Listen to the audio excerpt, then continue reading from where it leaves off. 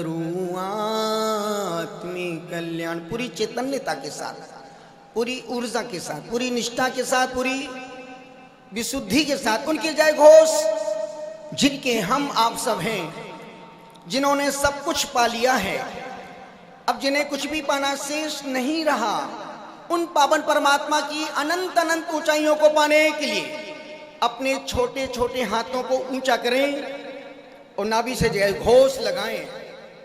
दिल्ली वालों, हाथ छोटे हो सकते हैं पर हिम्मत छोटी नहीं होनी चाहिए। अहिंसा परमो धर्म की, भगवान आदिनाथ स्वामी की, भगवान पद्म प्रभु चंद्र प्रभु भांसपूज शांतिनाथ मुनि सुब्रत नेमिनाथ पारसनाथ महावीर भगवान की, बचे हुए सभी भगवान की, परम पूज्य अंकलिका राधी सागर जी महाराज की, परम पूज्य चारित्र चक्रवर्ती श्री शांति सागर जी महाराज की, परम तपस्वी सम्राट श्री सन्मति सागर जी महाराज की, परम पूज्य श्रद्धा के देवता आस्था के भगवान गुरुवर श्री पुष्पदंत सागर जी महाराज की, संत शिरोमणि श्री विद्या सागर जी महाराज की, विश्व धर्म की, मानव धर्म की।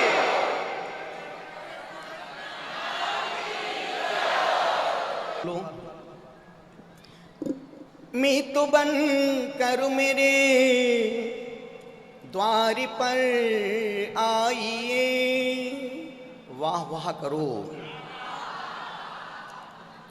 मैं तो बन कर मेरे द्वार पर आइए, स्वागतम स्वागतम स्वागतम आइए,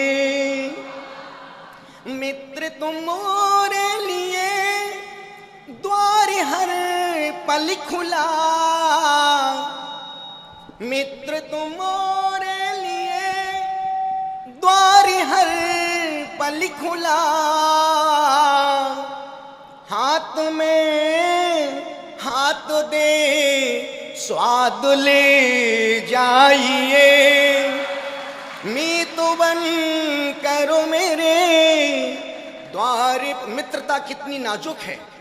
आज की तारीख में रिश्ते तो बहुत हैं पर अपना कोई भी नहीं है। रिश्ते बहुत हैं, दोस्त यार बहुत हैं, पर उसमें अपना कोई भी नहीं है। मित्रता है मकान कांच का दोस्तों, वाह वाह करो। मित्रता है मकान कांच का दोस्तों, बैर की ईंटों से तू न चटकाइए, मित्र बनना कला है मेरे दोस्तों, यह कला भी जरा सी तो अपनाइए, यह कला भी। मित्र बनना सरल है पर मित्रता को निभाना बहुत कठिन काम है। कुंद कुंद स्वामी की मुझे एक बहुत प्यारी कारिका याद आती है। कुंद कुंद स्वामी समय सार में लिखते हैं, रत्तो बंधति कम्मम मुंचदी जीवो विराग संपन्नो, ऐसो जिण उपदेशो तम्हा कम्हेसु मारज। राग से जितना राग करोगे उतना जिंदगी की अंतिम श्वास तक दुख भोगते ही रहोगे, और जितना तुम बीत राग से राग करोगे उतना तुम मन की शांति, चेहरे की प्रसन्नता का जीवन जियोगे। सुख का मार्ग दिगंबरत का जैनत का मार्ग है, सुख का मार्ग दिगंबर मुद्रा का मार्ग है, शेष मार्ग तो सुखाभास के हैं। अब ये हमारे डॉक्टर प्रवर्तक, भारत के मूर्धन विद्वान, जिन्होंने 50 साल तक समाज में खूब प्रवचन दिए, खूब छोटे छोटे से संकल्प दिए, खुद जीवन जिया और जिस समाज में गए उस समाज को जीवन जीने की प्रेरणा दी। उन्होंने एक बहुत छोटी बात कही, पर वो उस एक छोटी सी बात में जिंदगी का सार भरा पड़ा है। उन्होंने कहा कि दिल्ली वालों, आपके पास शक्ति ज्यादा है कि मन की आसक्ति ज्यादा है। मुख में दांत नहीं है फिर भी चना चबाने का मन करता है। मुख में दांत नहीं है फिर भी बेटा बहुरानी थोड़ा मूंगफली कुचल के ला दइयो। दांत टूट गए पर भीतर खाने की वासनाएं अभी कम नहीं हुई है। जितना हमारे पास है हम उससे खुश नहीं हैं। जो नहीं है उस चीज का दुख बहुत ज्यादा है। हिरत्तो बंधति कम्मम मुंचति जीवो विराग संपन्नो। यदि बच्चे के सामने सोने की अंगूठी रख दो और कैडबरी चॉकलेट 200 ग्राम की, बच्चा किसको उठाएगा? ओके। वही दो चीजें बच्चे के पिता के सामने रख दो, बच्चे का बाप किसको उठाएगा? ओके, फंसना तुमको ही है। वही दोनों चीजें गजराज जी, वही दो चीजें किसी संत के सामने रख दो, किसको उठाएगा? हाथ भी नहीं लगाएगा और वो आगे निकल जाएगा। और वही दो चीजें किसी भिखारी के सामने रखो, भिखारी किसको उठाएगा? आपको बहुत अनुभव भिखारियों का। इतना सा निवेदन कर रहा हूं मित्रों, जिंदगी में कुछ भी हो जाए, जिंदगी में कुछ भी हो जाए। एक मुझे पता है, ट्रक अनाज के बोरों से भरा लदा जा रहा था। आप तक मेरी आवाज पहुंच रही है? क्योंकि मुझे खुद की आवाज बराबर नहीं आ रही है। साउंड अच्छा है पर सेटिंग अभी मेरे मन के मुताबिक नहीं हो पा रही है। हो जाएगी जाते जाते। एक ट्रक अनाज से भरा हुआ जा रहा था, अनाज के बोरों से भरा हुआ लदा हुआ जा रहा था।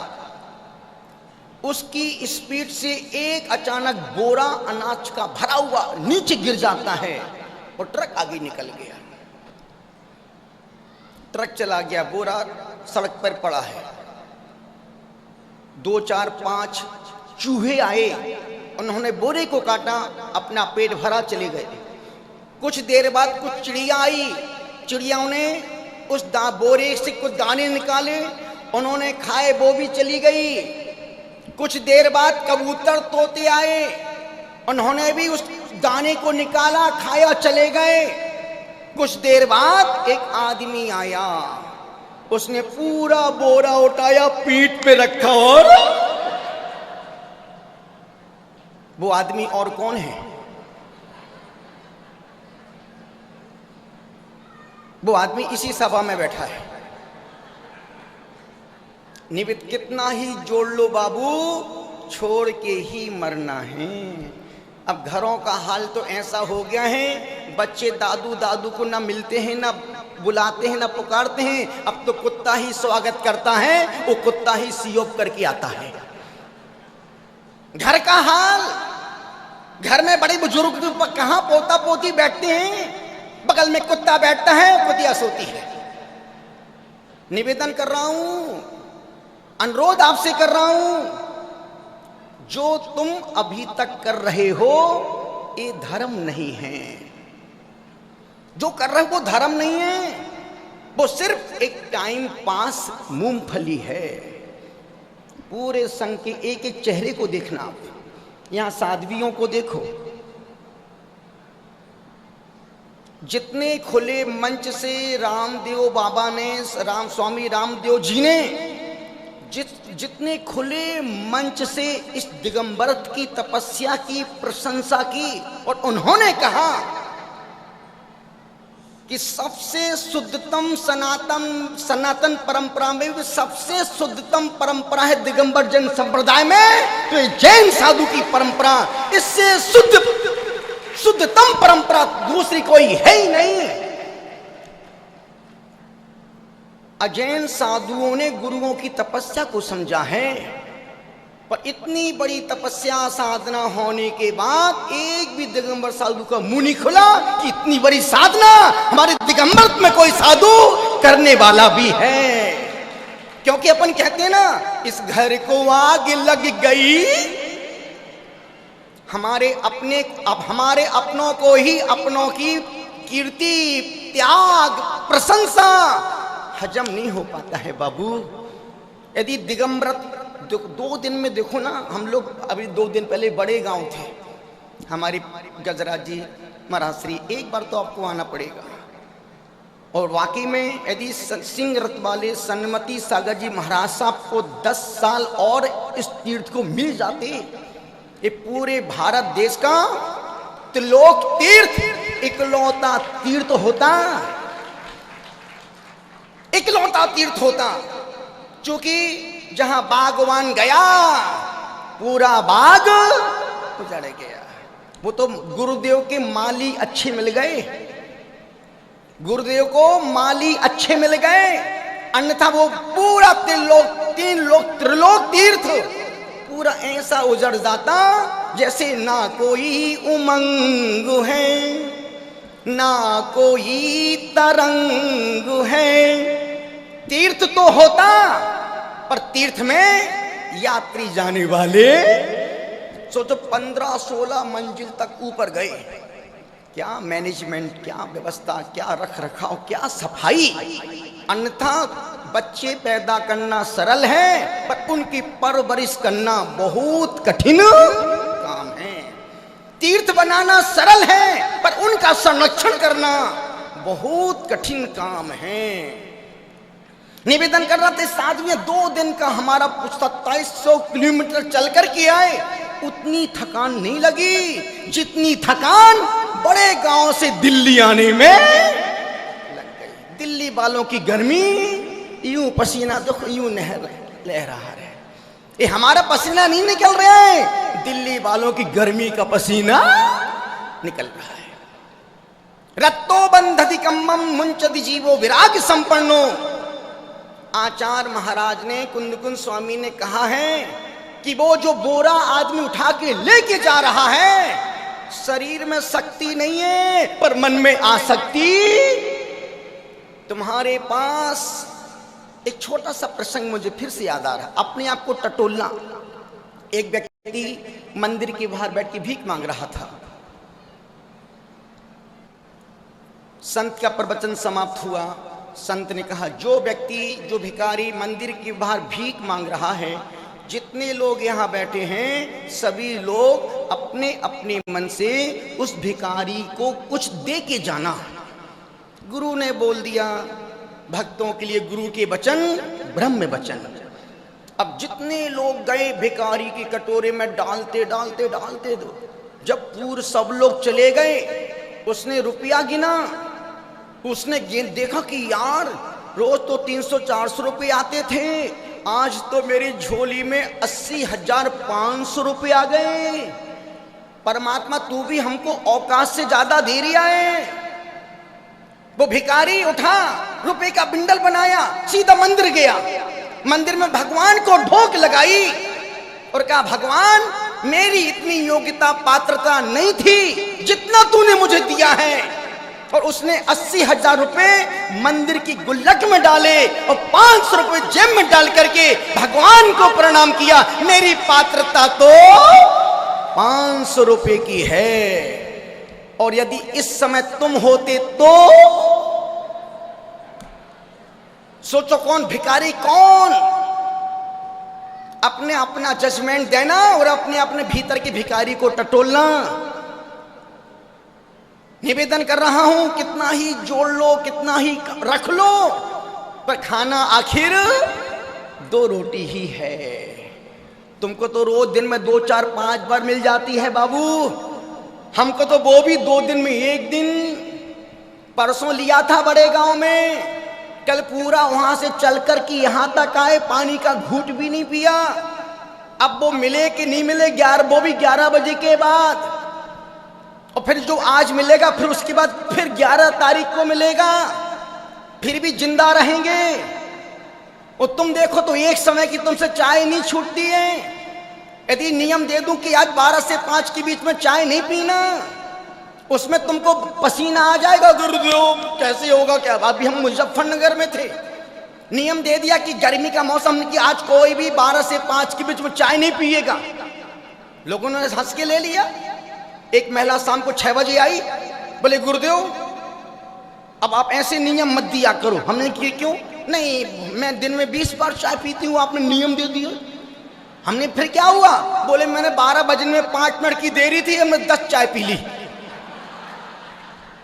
जितना जैन व्यक्ति धर्म के मार्ग में गलियां खोजता है, इतना मुसलमान भी धर्म से समझौता नहीं करता है। इतने लोग बैठे हैं यहाँ पर, इसमें 60% लोगों का रात्रि भोजन त्याग नहीं होगा। जैन कुल में अभी महाराज साहब ने कहा ना, कितनी अच्छी बात की महाराज साहब ने, चूंकि कम समय में घंटे भर का माल परोस दिया। कहा कि जैन कुल में पैदा होने के बाद यदि तुम्हारी गुरु तुमसे कहें रात में मत खाना, तो बहुत छोटी बात है। पानी छान के पीना। और अच्छे स्वाध्याय करने वाले को देखते हैं जो 10 बजे तक दूध पी रहे, रबड़ी खा रहे, मलाई खा रहे, काजू किशमिश खा रहे। कैसा स्वाध्याय है बाबू तुम्हारा? कैसा त्याग है, कैसा ज्ञान है, कैसी भक्ति है, कैसा समर्पण है। निवेदन अनुरोध कर रहा हूं, बहुत बेचैनी है मन में, बहुत बेचैनी है मन के अंदर, बहुत बेचैनी है मन के अंदर, जूझ रहा है मन। अनेक प्रश्नों के ना उत्तर है, ना उन प्रश्नों का कोई अंत है, सिर्फ मन जूझ रहा है। यदि स्वाध्याय करने के बाद भी हमसे समय की चाय नहीं छूट रही है, यदि हमारा गुस्सा कम नहीं हो रहा है, यदि हमारा अहंकार कम नहीं हो रहा है, यदि हमारा ईर्ष्या कम नहीं हो रही है, यदि हमारा द्वेष कम नहीं हो रहा है, तो तुम्हारा स्वाध्याय, अभिषेक, पूजा पाठ ऐसा ही है जैसे गोबर पे वर्क लगा हो। ऊपर का कुर्ता साफ सुथरा है जिनका, भीतर की बनियान मैली मिलेगी। ऊपर का कुर्ता साफ सुथरा है जिनका, भीतर की बनियान मैली मिलेगी। तन की सुंदरता पे मत रिझो मेरे मित्र, मन मंदिर में झांको तो गंदगी फैली मिलेगी। निवेदन कर रहा हूं, धर्म का मतलब ऊपर का परिवर्तन नहीं है। ये साध्वियां, कोई नमक नहीं खाता, कोई तेल नहीं, कोई घी नहीं, कोई कुछ नहीं, कोई कुछ नहीं, कोई कुछ नहीं। अभी महाराज जी ने कहा एक भी साधु साध्वी ऐसी नहीं है जिनका कोई व्रत नियम उपवास नहीं चल रहा हो। भारत का इकलौता विद्वान है जो चतुर्थ साल में एक उपवास करता था, वो भी मीठा पानी शाम को पी के। अब लोगों ने उपवास के मायने बदल दिए। अब लोग उपवास का मतलब समझते मुनक्का खा लो, किशमिश पी लो, किशमिश खा लो, उसका मुनक्का का पानी पी लो, बादाम का पेस्ट खा लो, डाब का पानी। ये उपवास। जब हम लोग मनसापुर महावीर में थे, एक महिला आई, बोले गुरुदेव हमने 16 उपवास किए, अंतराय आ गया। हमने कहा उपवास में अंतराय कैसे आ गया? मैं सोच के आश्चर्य में डूब गया। हमने की अंतराय कैसे आ गया?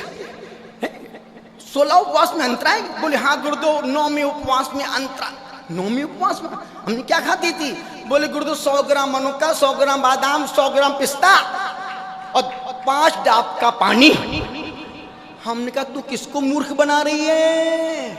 ये उपवास नहीं, ये तो लंघन है। उपवास का मतलब है चारों प्रकार का अन्न जल का त्याग।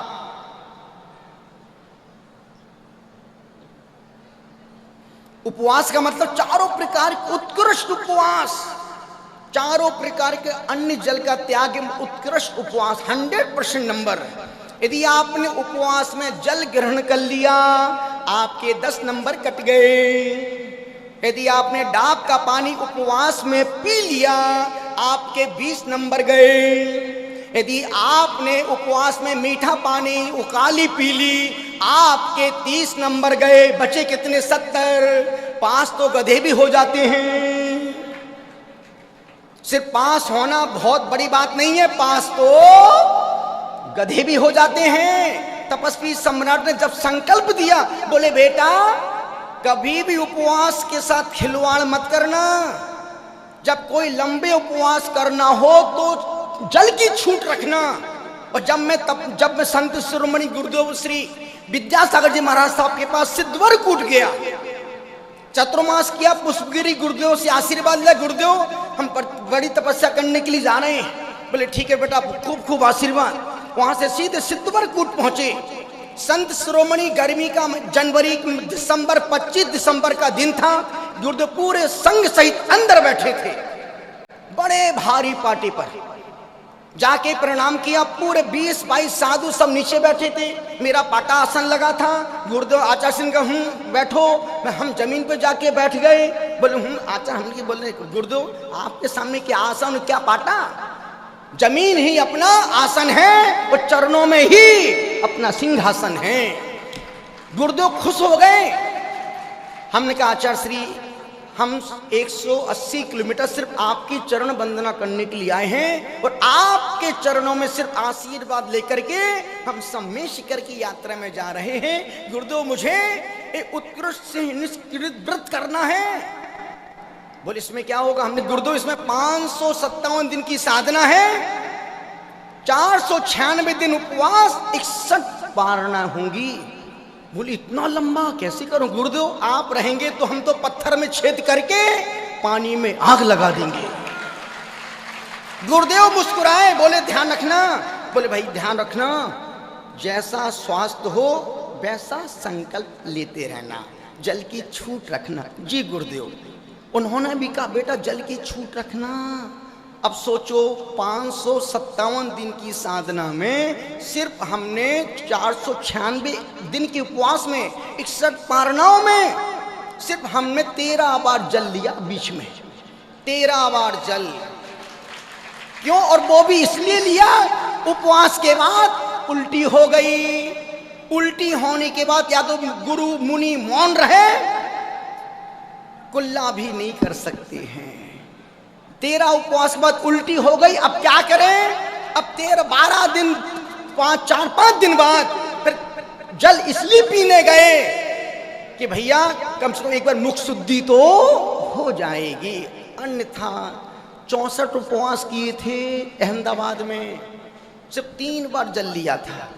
और ध्यान रखना उपवास प्रशंसागर नहीं करते हैं, हमारे तपस्वी सम्राट गुरुदेव हमसे करवाते हैं।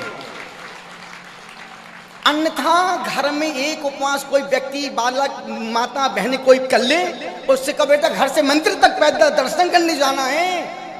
आदमी कुछ भी हो जाए पर घर से मंदिर तक दर्शन। और हम कहां से कहां पहुंच गए चलते चलते। और दिल्ली वालों पुण्य तो है तुम्हारा, तुमने बुलाया नहीं है, हम खुद दिल्ली आए हैं। और दिल्ली तुम्हें ज्ञानी बनाने के लिए नहीं आए, तुम्हें स्वाध्याय की परंपरा डालने भी नहीं आए, क्योंकि हमने अच्छे अच्छे स्वाध्याय प्रेमियों को अस्पताल में मरते देखा। इतना भी स्वाध्याय मत करना कि अस्पताल में जाके मरना पड़े, उतना ही स्वाध्याय करना जिससे धर्मात्मा निकट हो, चर्चा धर्म सुनाए, वो सावधान रखे, गाफिल न होने दिन रात मेरे। ध्यान रखना बाबू, स्वाध्याय का फल अंधापन नहीं है, स्वाध्याय का फल अस्पताल नहीं है, स्वाध्याय का फल बहरापन नहीं है, स्वाध्याय का फल पैरालिसिस नहीं है, स्वाध्याय का फल बीमार होके मरना भी। यदि स्वाध्याय का फल बीमार होके मरना है तो फिर पाप का फल क्या है? निवेदन कर रहा हूं, इसलिए जिंदगी में रत्तो बंधति कम्मम, राग से राग करोगे दुख ही भोगना पड़ेगा। अब बेबीत राग से राग करोगे, हंसते मुस्कुराते आत्म कल्याण के मार्ग पर आगे बढ़ जाओगे। इसलिए निवेदन कर रहा हूं, अनुरोध कर रहा हूं, चेहरे पे सारे शहर के, चेहरे पे सारे शहर के गर्द के ओ मलाल हैं। गर्द यानी डस्ट, मलाल यानी दुख। पूरा दिल्ली प्रदूषण से, इतनी गर्मी हमने 37 साल में पहली बार देखी। 37 साल में पहली बार इतनी गर्मी। दीक्षा को 37 साल, कितने साल हो रहे हैं? 50 में 13 कम, 13 कम, कितने? 13 कम, किसको? तुमको नहीं, हमको। कितने वर्षों में? 13 कम 50 में निवेदन कर रहा हूं। पर इतनी गर्मी, सबसे ज्यादा ठंडी दीक्षा के 37 साल में लगी तो बद्रीनाथ पर लगी, और सबसे ज्यादा गर्मी लगी बड़े गांव से दिल्ली आने में। अन्यथा हमारी ये साधवियां पुण्य प्रभाव माता जी इतनी विक्षिप्त हो गई, कमंडल से पानी डाल डाल के जैसे तैसे कल सुबह वहां तक पहुंचे। हमारे वो महाराज साहब, परिमल सागरी महाराज साहब, हमेशा पूरे कदम से कदम साथ मिला के चलते थे। पर एक नीचे देखो सड़क तप रही है, ऊपर देखो सूरज देवता तप रहे हैं, और बीच में हमको तपा रहे हैं। मार्ग तपने का है, मार्ग तपने का ही है। जो तपेगा वही भगवान बनेगा। तपसा निर्जरा चा। तो महाराज साहब ने कहा कि पूरे संघ में एक एक साधु व्रत उपवास, कह रहा था विद्वान, एक उपवास साल में होता था, अब साल में 100-150 उपवास कर लेते हैं। कहां से शक्ति आ गई? किसने इनके अंदर शक्ति की हवा भर दी? बस इतना ध्यान रखना दिल्ली वालों, कोई भी कार्य करना हो संकल्प पूर्वक करोगे तो शिखर के ऊंचाइयों तक पहुंच जाओगे। अन्यथा मन में हजारों विकल्पों का जंजाल लगा हुआ है। निवेदन आपसे कर रहा हूं, अनुरोध आपसे कर रहा हूं, गुजारिश आपसे कर, चेहरे पे सारे शहर के गर्द की ओ मलाल हैं। जो दिल का हाल है, जो दिल का हाल है वही दिल्ली का हाल है। जो दिल का हाल है, इतने लोग बैठे हैं, सब शांत दिख रहे हैं, पर भीतर विकल्पों का, जालों का, उलझनों का, टेंशनों का, अशांति का जंजाल मन में बसा हुआ है। इसलिए निवेदन कर रहा हूं, इतनी सी गुजारिश कर रहा हूं, यही कह रहा हूं कि जिंदगी कुछ भी हो जाए, कुछ भी हो जाए, अब सिर्फ उतना धर्म ध्यान करना जिससे बैठे बैठे समाधि कर सको, उतना ही स्वाध्याय करना जिससे तुम्हारा मन मर ना पाए, उतना ही स्वाध्याय करना जिससे तुम्हें रोज रोज मरना ना पड़े। सिर्फ एक बार मरना और भगवान के नाम से मरना, और सदियों सदियों के लिए तरना।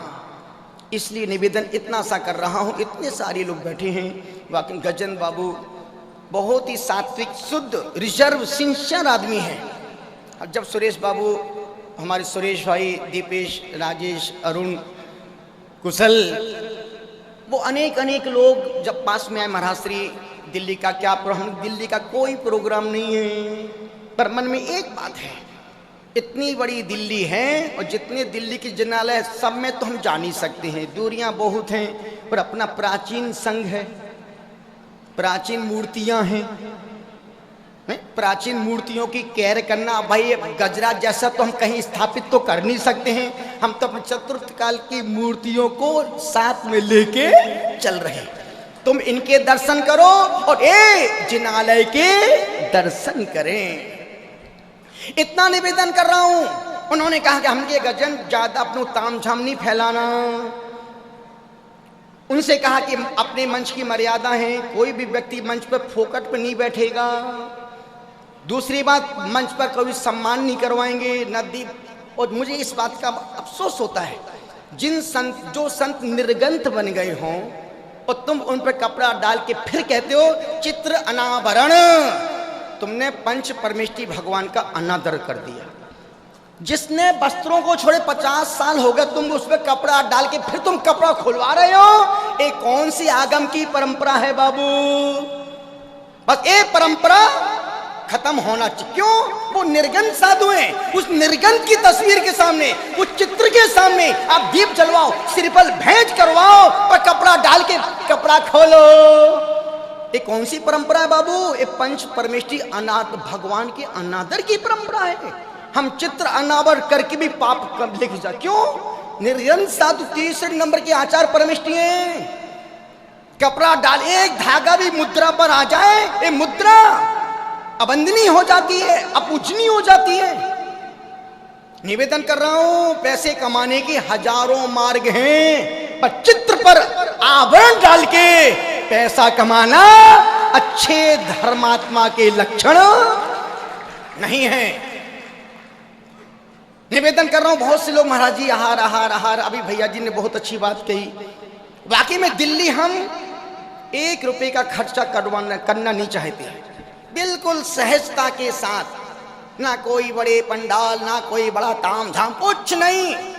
जो सहजता से होगी वो प्रभावना तुम्हारे चेतना को परिवर्तन करने में कारण बनेगी। और जहां तुमने ताम झाम फैलाया, लोगों का अहंकार मंच पर दिखेगा, माला पहनाते हुए दिखेगा, फलाने चंजे ने आज इसका लाभ प्राप्त किया है।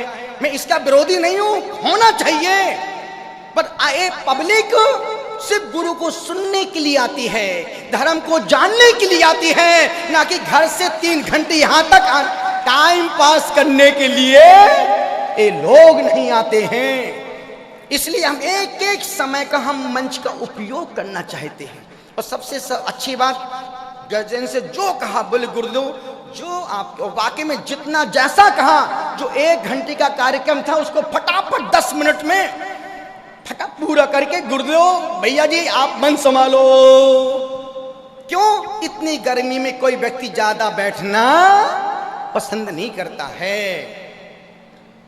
अनुरोध आपसे कर रहा हूं, निवेदन इतना सा कर रहा हूं, 7, 8, 9 नवंबर दिल्ली के इतिहास में ध्यान रखना, हम किसी की लकीर मिटाने के लिए नहीं आए हैं, ना कोई कीर्तिमान स्थापित करने के लिए आए हैं। हम तो तुम्हारे भीतर, तुम्हारी चेतना में धर्म के संस्कार, और वो संस्कार जो पड़े हैं उसको आचरण के रूप में देखने के लिए आए हैं। कि जो व्यक्ति 20 साल से पूजा कर रहा था, अब वो व्यक्ति एक आसन भी कर रहा है, जो एक आसन कर रहा था वो व्यक्ति उपवास भी कर रहा है, जो उपवास कर रहा था अब वो व्यक्ति संकल्प व्रतों का पालन भी कर रहा है। पर जो साधु जो नियम लेके दें, आप उस योग की पात्रता हो तो ही आना, अन्यथा दूर आहार देख करके बाहर के बाहर। और जिंदगी में यदि जैन कुल मिला है तो 7 पुण्य करके मरना, 7 पुण्य करके मरना दिल्ली वालों,